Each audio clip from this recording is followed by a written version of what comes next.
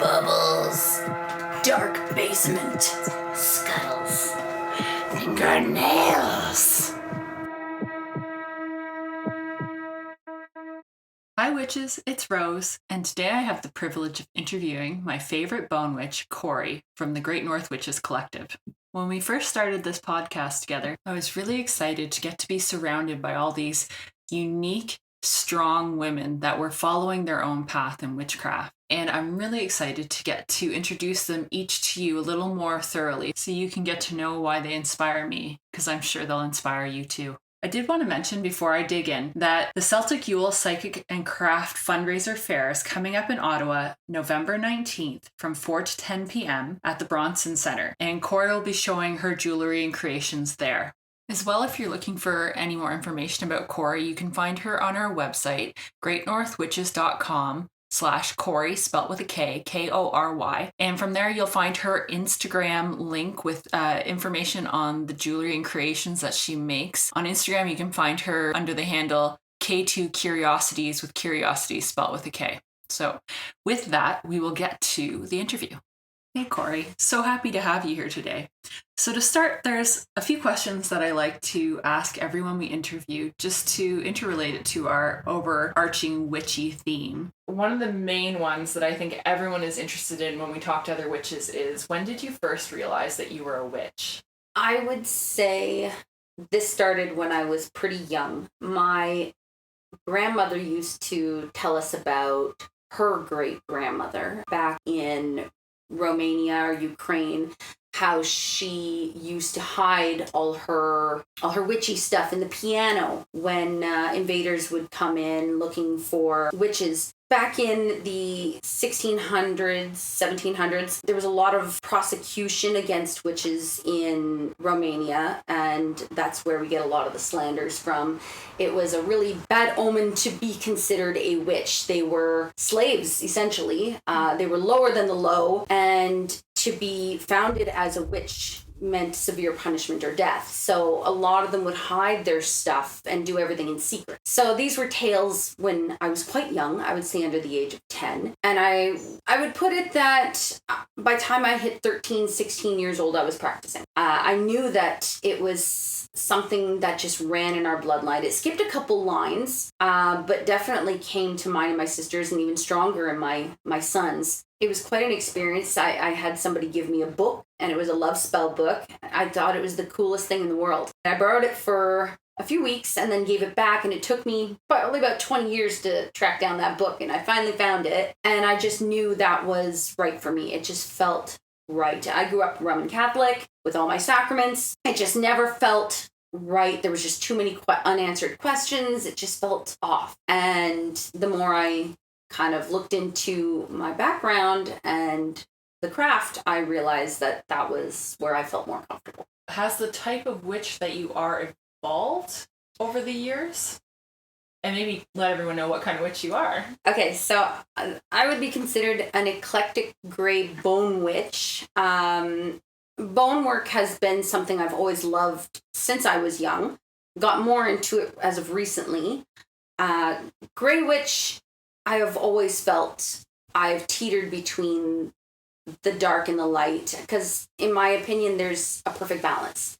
And there's no good without evil. There's no light without dark. I think the appropriate thing to do is to have a good balance of both. So gray is that happy medium in between, where you're not a white witch that only works with, the good, and then you're not doing black magic either, where you're harming people. So I think it called out to me quite early, and I lived out in the country, so it was very accessible to do, to have all sorts of mediums to work with, and that kind of brought about our artistic talents and stuff like that. So it definitely makes a big difference right from the start. So one of the reasons we're here, speaking of bones, is because Kory's got a show coming up in November. Would you like to explain what you're selling? There's a Yule show, so a Christmas show, craft show at I believe it's at the Bronson Centre, where they're definitely more in the realm for the witchy community and the pagan community.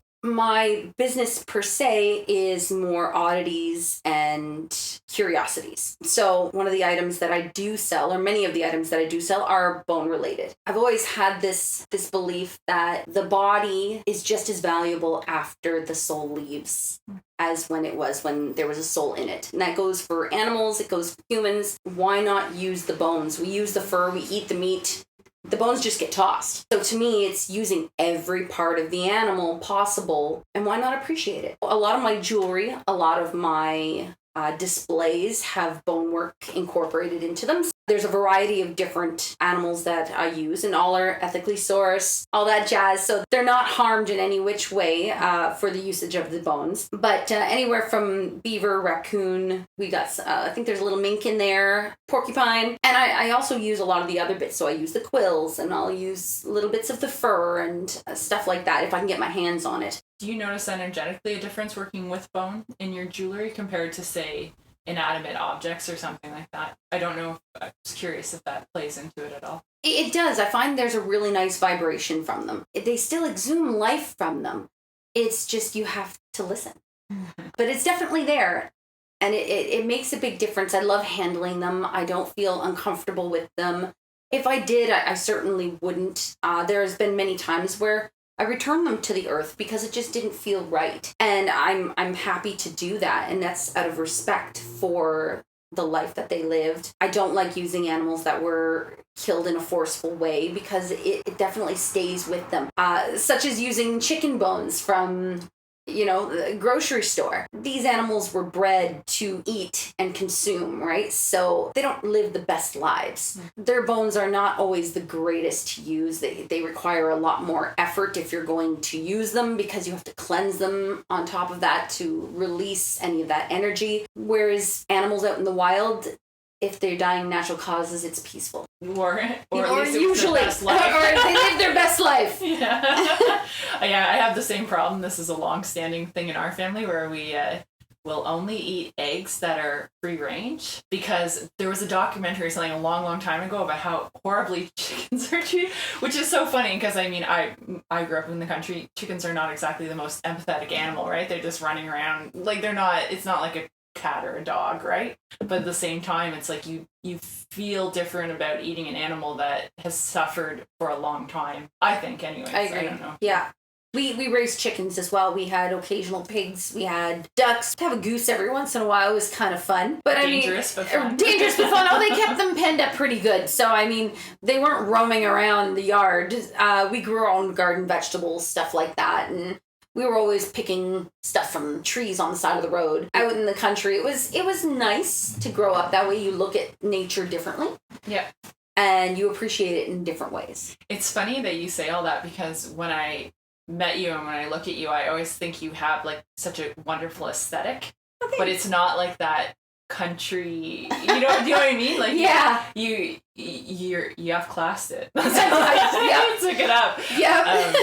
Which it probably plays into your jewelry as well, right? Like you're not hanging whole bones off a big cord around you. No. These are it's actually quite beautiful jewelry that works with all these different styles compared to, it's when you say, I live in the country, it's like my mind is like picturing, bare feet. It's so not funny. You at all. So much of my childhood was spent barefoot. And you never went outside with shoes. We were always running through fields. It was great. And I look at my feet now and I feel bad because I can't walk across the pavement. I'm like, I've become a princess. You've softened. I have. But when I looked at bone jewelry, like you can go onto Etsy and stuff like that and buy bone jewelry, but I find it looks very tribal. It's a style. It's a style. And to each their own. If they like that, that's fine. But I wanted to take my jewelry in a different direction. I wanted it to be beautiful.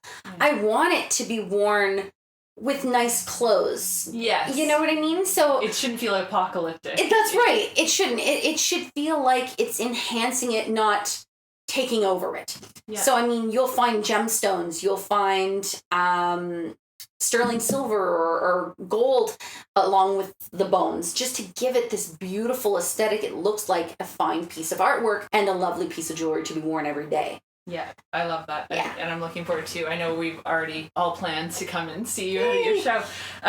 So there's a question that I did want to kind of ask. It's a topic that comes up for a lot of witches around the question of imposter syndrome. Do you, and I just remember like, wait, do you know what that means? I do!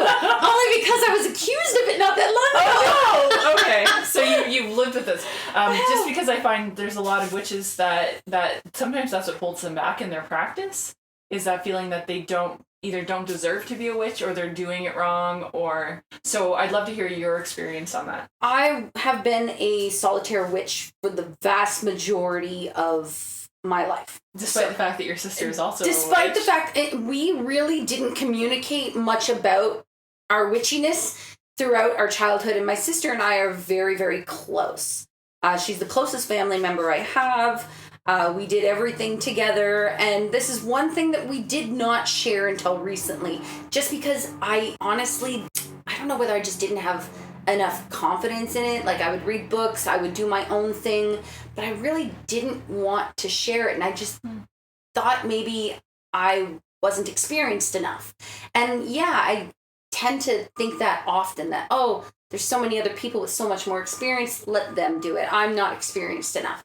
And yeah, I've been practicing for like 20 years, but it's not the same. I feel like there's a lot of times that subjects come up, I have no idea what we're talking about. And but you're also not, that's also a trend thing. No, like, you're not as into the trends. No, I am not. I'd rather pick up a book, and I know that there's podcasts. I couldn't tell you how to listen to a podcast if my life depended on it. When I tell people I do these podcasts, they're like, really? This is a new side to you I never knew existed. And I'm like, yeah, tell me. She's not sure how to listen to our podcast. Right? But she knows it's there. I know it's there.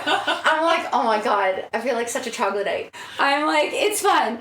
But I would prefer to bury my nose in a book and then try things myself. The thought of doing things with other people was a great thought, because the amount of energy shared between people could get a lot more done and more effectively. I never really came across another witch. And but I never put myself out powerful. there. You're also quite powerful. I'd like to think so. On my own, yes. Having talked to all the different people in the group, it's like there's certain, like, you can tell when certain people have like an ability to make stuff work.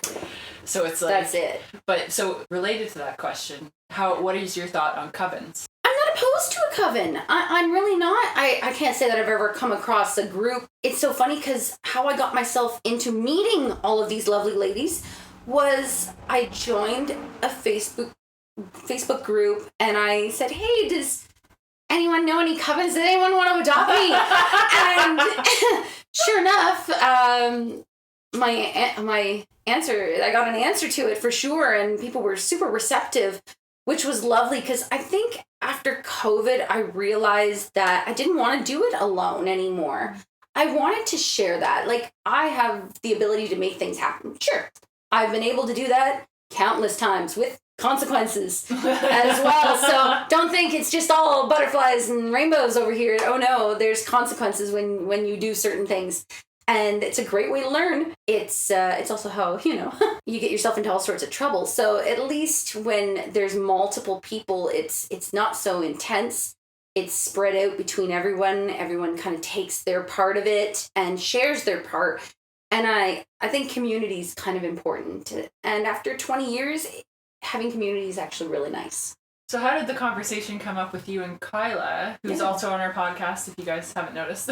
Yeah. How did it, like, did you just say to her, hey, I'm a witch? Or I think she always knew. Like, I practiced quite a bit when I was in my teen years, and she was around for that. I don't think she participated much, but she watched me. And she heard the stories as well when we were young. And I can't say that I've ever seen her practice, but I think she's more of a hedge witch, a kitchen witch. So she does her own little thing. And she's a like I always think of Kyla, she's a manifester in the sense that anything she decides to do, oh yeah, will occur. Oh, like, it's amazing. I don't even know if she needs to enchant anything to make it happen. It's just like she looks at it and it's gonna happen. Her hands are magic, I swear. Yeah, And how she does it, it's a different kind of magic though. And she's super crafty, which is wonderful. And everyone in our family has an artistic ability. We just apply it differently. Mm. So hers is she does a lot of the crafting with her hands. And I've gotten into that a bit, but mine is channeling energy. I love being considered a conduit for energy because I love absorbing energy from things and from the earth itself and then channeling it to do what I need done, which I find works amazing. Yeah. To get shit done. Which side of your family is the bloodline? My mother's. Your mother, but you said she doesn't. She has no inclination for it. Neither did her mother. I would say my great grandmother did. She was a lovely lady, but she could read you like no other. Yeah. And she was so empathetic. It was amazing. You could open up to her, and she just knew exactly what to say, what to do. She could read you like a book. And I think she definitely had something, whether she knew she had it or not. She knew to send things. She sent me a string of her pearls. And it was a few things I have of hers. And the energy that just came with them was amazing. And I wear them often. I love them, but they were highly sought after in the family after she passed, which I told no one. So that's our secret. Secret family. Yes. But yeah, it was definitely from my mom's side. Again, they have a more Romani background. So they were considered gypsies. They were considered wanderers. And I'll say this, it'll be too much of a blanket statement, but I think every woman has a witch gift. Whether every woman practices witchcraft is not really relevant, but I just know, because I work with so many women, that everyone has their weird niche skill or like aptitude that just seems to come to them that isn't what I would call normal. Fair. So do you have one thing that was just always your witch gift, or a couple things that you felt like you didn't have, it just was yours to use? I found the channeling of energy was something I was really good at. I was able to take energy from things. So not just the earth or stones. I could actually take energy from people. It was quite neat. I experimented on my ex-husband one day. He said he was having a discomfort in his abdomen and he wasn't really feeling well. So I decided, as an experiment, I was going to take it from him. So it was literally like taking that energy from his body, moving it up to his mouth and having it taken from him. It was quite the thing and excruciatingly painful because whatever he was feeling, I ended up getting.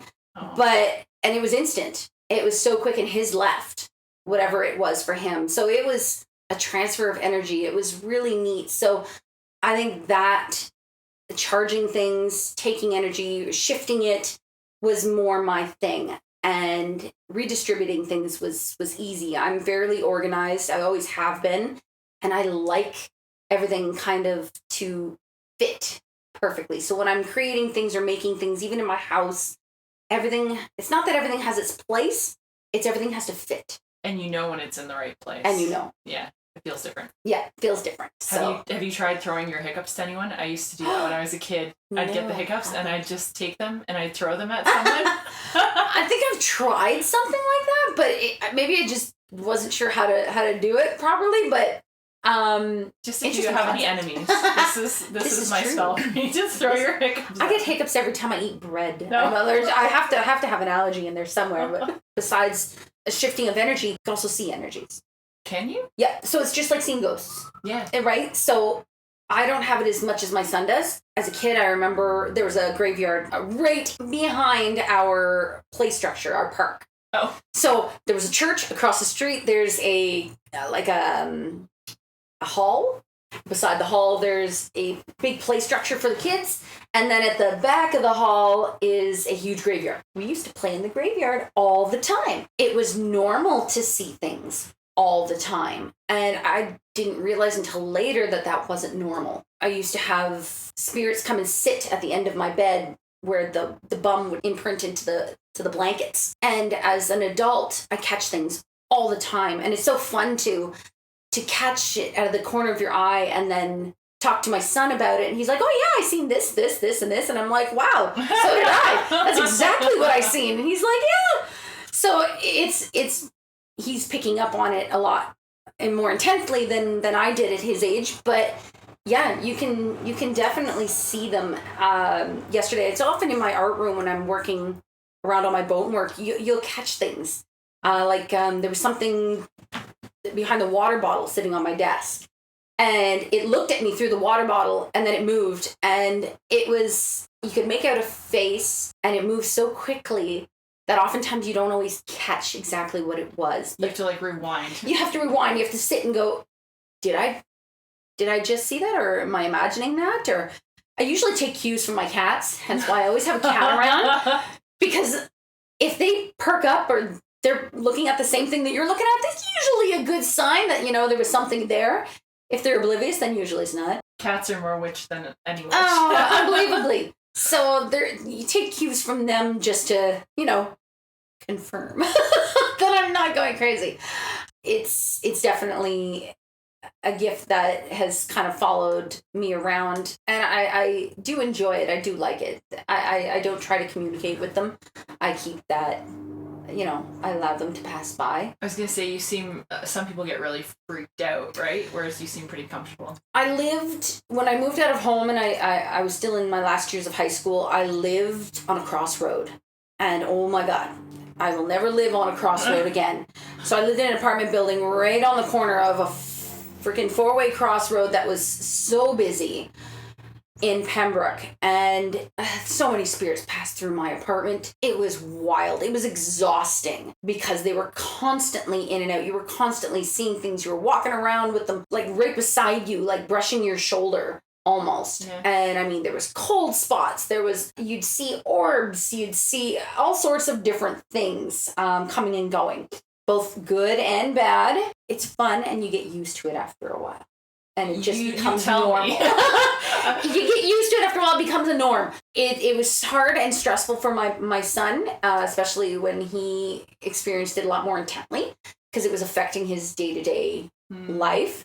So he would come up to me as white as a ghost and tell me he's seen a dead person. He was hardly convinced that he had seen this dead person. And at first I wasn't sure how to take it. I was about the age of 7. And then it just progressively got worse and worse and worse. And we did the typical, nowadays things, and you take him to a therapist and have them talk it out just in case. Yeah. Because it was starting to affect him at school, and his principal kind of called me, and I was like, okay, I'll take, some appropriate measures. And so what changed? Because we've met him. He yes. seems quite adjusted. Yeah, he's a lovely boy.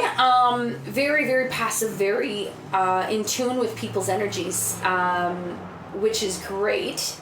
But he...